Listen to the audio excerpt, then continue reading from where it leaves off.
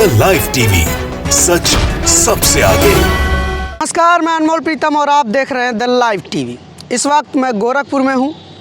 गोरखपुर से चुनावी रिपोर्ट मैं लगातार दिखा रहा हूं, लेकिन कल गोरखपुर समेत 10 जिलों की 57 सीटों पर वोटिंग है और चुनाव प्रचार कल शाम तक खत्म हो गया। ऐसे में ज़रूरी है जो हर चरण के चुनाव से पहले मैं आपके लिए लेकर आता हूं अखबारों की समीक्षा कि वोटिंग के ठीक एक दिन पहले वहां के अखबार क्या कहते हैं, क्योंकि अखबारों को बहुत सारे लोग पढ़ते हैं, जानते हैं। लखनऊ में हमने बताया था कि किस तरह से अखबार जनता के ओपिनियन को बदलने का काम कर रहा है, किस तरह से ओपिनियन शेप कर रहा है। उसी तरह से हम लोग गोरखपुर में भी, और चूँकि योगी का गढ़ माना जा रहा है गोरखपुर, ये कहा जा रहा है कि योगी के गढ़ में योगी तो कम से कम फतह हासिल करेंगे ही। ऐसे में अखबारों को पढ़ना जानना बहुत ज़रूरी है कि अखबार किस तरह से खबरें प्रसारित कर रहा है। अभी मेरे हाथ में 1, 2, 3, 4, 5 अखबार हैं। पाँचों के 5 हिंदी अखबार हैं। पहला है हिंदुस्तान, दूसरा है दैनिक जागरण, तीसरा है अमर उजाला, चौथा है फिर दैनिक जागरण का आई नेक्स्ट और 5वां है आज।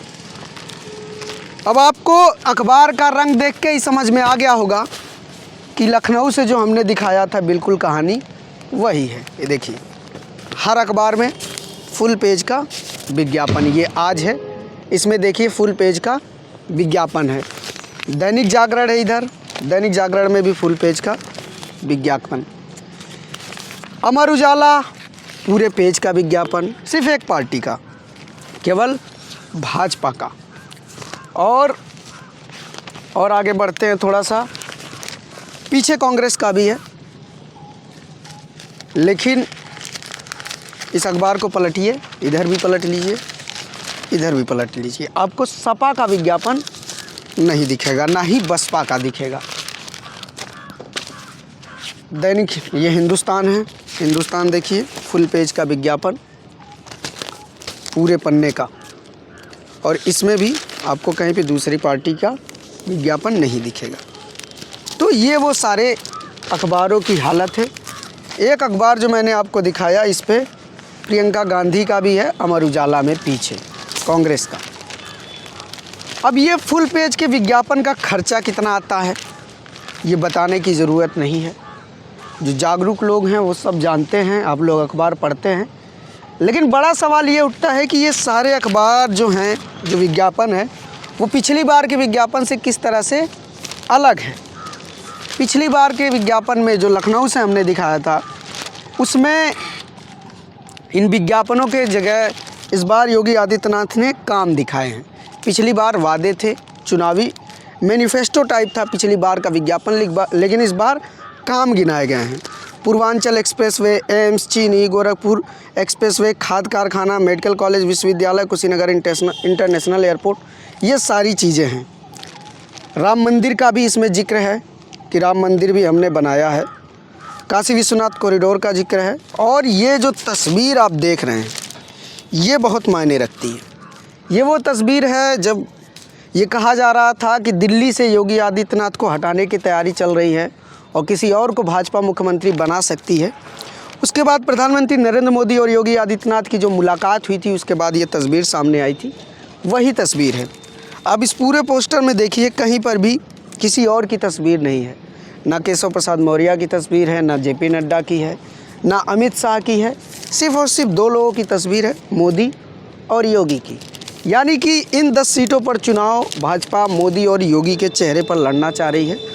और इस विज्ञापन की जो भाषा है, इस भाषा में भी आप देखिए, श्री नरेंद्र मोदी जी के कुशल मार्गदर्शन में यहाँ भी मोदी के नाम पर वोट मांगा जा रहा है। योगी थोड़े बैकफुट पे हैं, योगी का गढ़ है इसलिए योगी भी साथ हैं, लेकिन केंद्र में प्रधानमंत्री नरेंद्र मोदी ही हैं।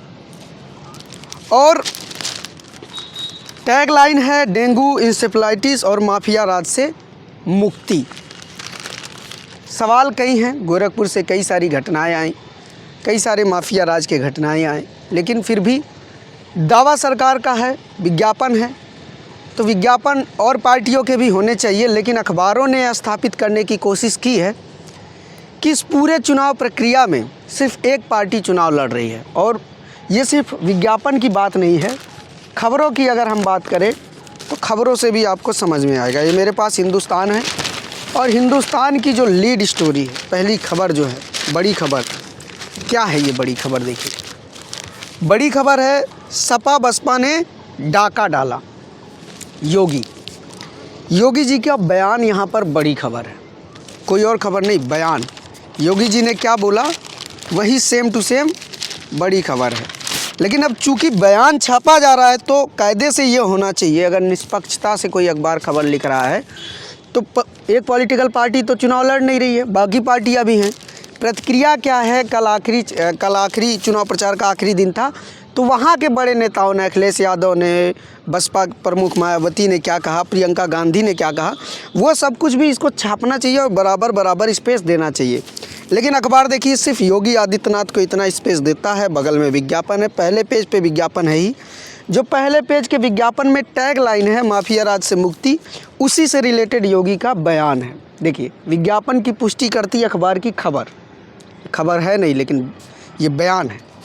तो ये इतने बड़े पैमाने पे अखबार चालाकी कर रहा है, सातिरपना दिखा रहा है। अब मैं आपको दैनिक जागरण दिखाता हूँ। दैनिक जागरण देखिए, दैनिक जागरण का काशी विश्वनाथ मंदिर में कल शिवरात्रि का पूजा हुआ, उसकी है खबर। लेकिन उसके बाद से मुख्य खबर इसमें भी है, गरीबों का राशन हड़प जाती थी सपा बसपा। ये भी उसी बात की पुष्टि करते हैं जिस बात का विज्ञापन है। तो पहले पेज पे विज्ञापन, दूसरे पेज पे बयान और विज्ञापन के रूप में खबर। यानी कि जो विज्ञापन भाजपा सरकार दे रही है इन अखबारों को, उस पर मुहर लगाने के लिए खबर के रूप में योगी आदित्यनाथ का बयान छाप दिया जा रहा है, ताकि पढ़ने वाले दर्शक को ये लगे कि जो विज्ञापन है दरअसल वही सच है। लेकिन सच क्या है? क्या सच में ऐसा है? क्या सच में माफियाओं से मुक्ति हो गई? क्या जो भाजपा के नेता हैं उन पर क्रिमिनल चार्जेस नहीं हैं? क्या दागी नेता भाजपा में नहीं हैं? ये सारी खबरें नहीं छप रही हैं। मुख्य सवाल ये है कि अखबार ऐसा क्यों कर रहे हैं? क्या अखबारों को इस तरह से करना चाहिए? जवाब है नहीं। अगर चुनाव चल रहा है, चुनाव में हर पार्टी चुनाव लड़ रही है, तो अखबार का ये काम है कि जब चुनाव कवर करे और बयानबाजी छापा जाए, तब ज़रूर सभी नेताओं के बयान और प्रतिक्रिया छापी जाए। लेकिन यहाँ तो इस तरह से दिखाया जा रहा है जैसे एक ही पार्टी चुनाव लड़ रही है, सिर्फ योगी आदित्यनाथ हैं और कोई है ही नहीं। योगी आदित्यनाथ के बयान को इतने बड़े फ्रेम में छापा जाता है जैसे सिर्फ एक व्यक्ति चुनाव लड़ रहा है, और कहीं पे अगर अखिलेश यादव या मायावती या प्रियंका गांधी की एक छोटे से कॉलम में टिप्पणी दे दी जाती है। ये चालाकी अखबार बरत रहे हैं, और ये चालाकी आज से नहीं, जब से चुनाव शुरू हुआ है तब से हो रहा, हम लगातार देख रहे हैं। लेकिन दर्शक को ये समझदार होना पड़ेगा, उसको अखबारों की इस चालाकी को समझनी पड़ेगी। टीवी को लेकर तो आप सतर्क हो गए, टीवी में आप जान लिया कि कौन ईमानदार पत्रकार है और कौन निष्पक्ष है, कौन गोदी है कौन नहीं है। लेकिन अखबारों में जानना बहुत ज़रूरी है, क्योंकि अखबारों की भी रीच बहुत ज़्यादा है।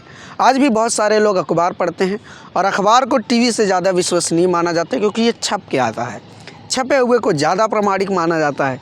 लेकिन फिर भी अखबार इस तरह से खबरें प्रसारित करने लगे तो फिर आपको सतर्क होना पड़ेगा, क्योंकि एक पाठक के रूप में, एक दर्शक के रूप में आपके साथ भी धोखा हो रहा है। अखबार आपके साथ धोखा कर रहा है, अखबार आपको सही सूचनाएं नहीं दे रहा है, अखबार आपको खबर के नाम पे बयान दे रहा है। इसलिए एक पाठक के तौर पे, एक दर्शक के तौर पर आपको भी ये समझने की ज़रूरत है कि अखबार किस तरह का खेल कर रहा है। और देखिए, विज्ञापन हर पार्टी देती है, विज्ञापन से ही अखबार चलता है, लेकिन फिर भी विज्ञापन अलग चीज़ है, खबर अलग चीज़ है। आप विज्ञापन लीजिए, नो डाउट कोई बड़े पेज का देता है, बड़े पेज का लीजिए, लेकिन जब आप खबर करते हैं तब आपको निष्पक्षता बरतनी पड़ेगी, तब आप एक पक्ष नहीं लिख सकते। लेकिन सवाल वही है कि जब पतंजलि का ऐड लेगा टीवी, तो रामदेव के खिलाफ खबर कैसे चलाएगा? ऐसा हमने देखा कोरोना काल में कोरोनिल को लेकर कितना हंगामा हुआ, बाबा रामदेव ने किस तरह की बातचीत की, और लेकिन टीवी उनके विरोध में नहीं खड़ा हो पाया। क्यों? क्योंकि पतंजलि से वो विज्ञापन लेते हैं। अगर बाबा रामदेव के खिलाफ टीवी खबर चलाता तो विज्ञापन बंद हो जाता। तो कुछ वैसा इसका भी है। पूरे 5 साल तक योगी आदित्यनाथ ने टीवी और अखबार को जम के विज्ञापन दिया है, भर के विज्ञापन दिया है। ऐसे में इनकी मजबूरी भी हो सकती है कि भाई योगी जी को ज़्यादा प्राथमिकता देनी है। लेकिन इसके अलावा एक पेशेवर जिम्मेदारी होती है, पत्रकारिता की एक जिम्मेदारी होती है, एक नैतिकता होती है। उस नैतिकता से अखबारों को काम करना चाहिए, लेकिन वैसा नहीं हो रहा है। अब कल वोटिंग है और आज विज्ञापन की शक्ल में बयान छापे जा रहे हैं, विज्ञापन की पूर्ति करने वाले बयान छापे जा रहे हैं। ऐसे में बहुत इस बात की आशंका है कि जो वोटर कन्फ्यूज है वो इस विज्ञापनों के धोखे में आ जाए और उसको लगे कि जो विज्ञापन है शायद वही सच है, लेकिन ये सच नहीं है। सच क्या है, इसके लिए आपको हमारे साथ बने रहना पड़ेगा, सोशल मीडिया को देखना पड़ेगा, टीवी अखबार को छोड़कर ट्विटर फेसबुक से उन पत्रकारों को फॉलो करना पड़ेगा जो अपनी रिस्क पे आपके लिए वो सारी खबरें लाते हैं। यूक्रेन से रिलेटेड खबरों पे मौन है, मीडिया मौन है। सोचिए, एक भारतीय छात्र की मौत हो गई और गृह मंत्री 56 भोग का आनंद ले रहे हैं, प्रधानमंत्री चुनावी रैलियाँ कर रहे हैं। वो सब कुछ चर्चा के केंद्र में नहीं है, प्रधानमंत्री पे सवाल चर्चा के केंद्र में नहीं है। हालांकि यूक्रेन के मसले पे प्रधानमंत्री नरेंद्र मोदी ने वोट भी मांग लिया, लेकिन फिर भी उन पर सवाल नहीं उठ रहे हैं। ऐसे में सवाल ये बनता है कि क्या ये चुनाव निष्पक्ष है?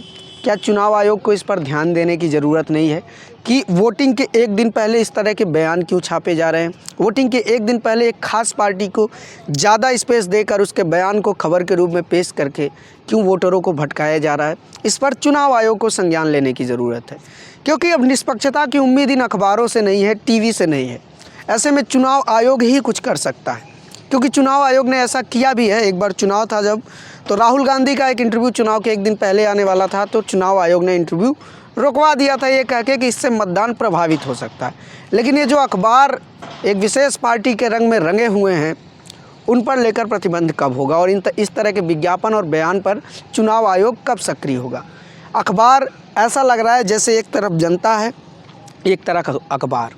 गोदी मीडिया, अगर रवीश कुमार जी के शब्दों में कहें तो गोदी मीडिया पूरी तरह से जनता के खिलाफ खड़ी हुई है कि एक तरफ जनता है, दूसरी तरफ सरकार है। सरकार जो कह रही है, जो विज्ञापन दे रही है, फिर उसी को बयान में छापा जा रहा है। जनता का क्या है, ग्राउंड रियलिटी क्या है, वो अखबार नहीं छाप रहा है। मतलब कम्युनिकेशन वन वे हो गया है, जबकि अखबारों का, मीडिया का काम टू वे कम्युनिकेशन है। जनता की बात सरकार तक पहुंचाना और सरकार की बात जनता तक पहुंचाना मीडिएटर का काम करता है।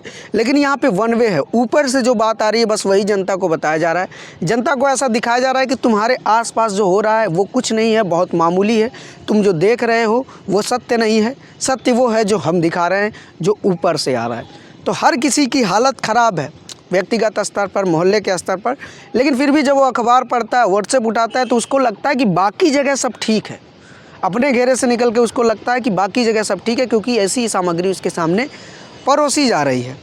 तो अपने रियलिटी को भूलकर वो बाकी जगह सब ठीक है इस नाम पे भ्रमित हो जाता है। तो इनसे भी बचना है, अपने आसपास देखना है। अगर आपको विकास देखना है तो अपने आसपास देखिए और वोट डालते वक्त मुद्दों को ध्यान में रखिए। गरीबी, महंगाई, बेरोजगारी जैसे मुद्दों पर वोट करिए। जाति पर वोट मत कीजिए, मंदिर मस्जिद पर वोट मत कीजिए, क्योंकि देखिए इससे इस देश का बहुत नुकसान हो रहा है। धर्म की राजनीति ने इस देश के 20,000 छात्रों को आज यूक्रेन में फंसा दिया है। आप कहेंगे ये कैसा बेतुकी बात हुई, लेकिन इस बेतुकी बात के पीछे तर्क क्या है? सोचिए, अगर हमारे देश में ज़्यादा से ज़्यादा मेडिकल संस्थान होते, सरकारी संस्थान ज़्यादा होते, तो क्या किसी छात्र को विदेश जाकर डॉक्टरी की पढ़ाई करनी पड़ती? और प्राइवेट मेडिकल कॉलेज की फ़ीस महंगी ना होती तो भी किसी छात्र को जाने की ज़रूरत नहीं पड़ती।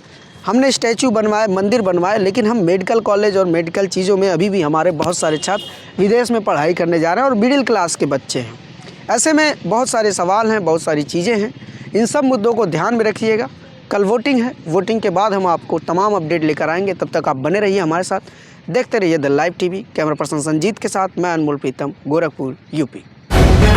द लाइव टीवी, सच सबसे आगे।